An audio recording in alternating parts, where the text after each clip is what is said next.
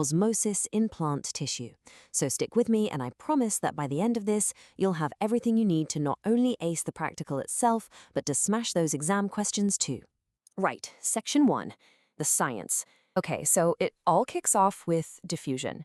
Think about it like this. If someone sprays deodorant in one corner of a room, pretty soon you can smell it everywhere, right? That's diffusion. It's literally just particles spreading themselves out, moving down what we call a concentration gradient, from where there's loads of them to where there are fewer. It's a fundamental rule of the universe. So what happens when we're just talking about water? Well, that's where we get osmosis. It's just a special, very specific type of diffusion. And there are two really crucial things you've got to remember here. One, it's only about the movement of water molecules. And two, this movement has to happen across a partially permeable membrane, a barrier with tiny little holes in it, just like a cell membrane. Now, if you want to sound like you really know your stuff, you'll use the term water potential.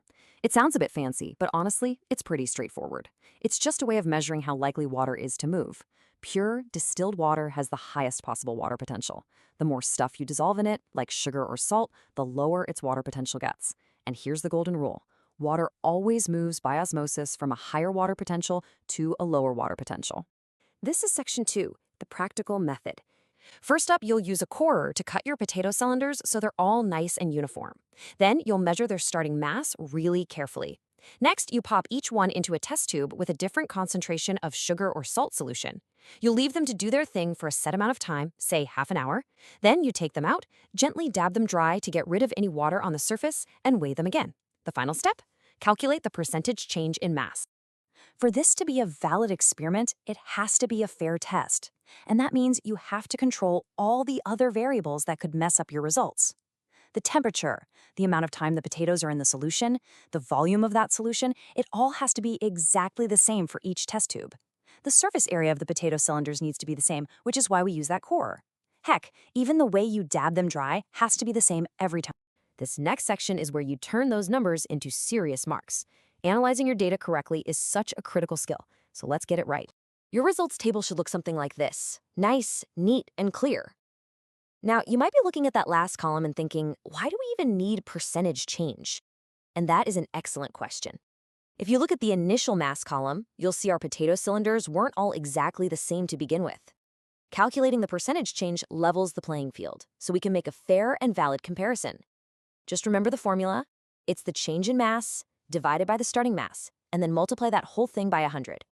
And then comes the graph. This is where the story in your data really comes to life. Remember the golden rule of graphs. The thing you changed on purpose, your independent variable, in this case, the solution concentration, always goes on the bottom, on the x-axis. The thing you measured, your dependent variable, the percentage change in mass, goes up the side, on the y-axis. Then you just plot your points and draw a line of best fit.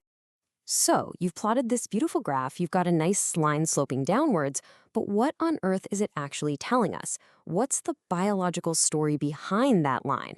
What does it reveal about the potato cells themselves? And this, right here, is the money shot. This is the whole reason we plotted the graph in the first place. Find the exact spot where your line of best fit crosses that horizontal x-axis. At that point, the percentage change in mass is 0. That means there was no net movement of water. The water potential of the sugary solution was exactly the same as the water potential inside the potato cells. And just like that, you've estimated the concentration of the potato's cytoplasm. It's brilliant biological detective work. You can bet that examiners are going to ask you about things that could have gone wrong. Common errors include not making up your concentrations accurately or leaving the test tubes open so water evaporates, making them more concentrated. Another big one is inconsistent blotting, dabbing some more than others. Or maybe the potato cylinders weren't fully under the water. All of these would throw off your results and make them less reliable. Here is a classic 6-marker. This is exactly the kind of thing you'll see. Explain the change in mass of the potato cylinder placed in the 1.0 m sugar solution. How do you get all 6 of those marks? First, you state that the sugar solution has a lower water concentration or a lower water potential than the potato cells. Second, you say that water moves by osmosis. Third, you specify the direction, from a high water potential inside the potato to a low water potential in the solution. Fourth, you have to mention it moves across the partially permeable cell membrane. And finally, you link it all together. This movement of water out of the cells is what causes the potato to lose mass. Hit those points, and the 6 marks are yours. This is your final checklist for revision. Number one, you have to know the definition of osmosis inside out. It's about water, a concentration gradient, and a partially permeable membrane. Number two, always calculate percentage change to make your comparisons fair. Number three, understand what your graph is telling you. That x-axis intercept is the magic point where the water potential is balanced.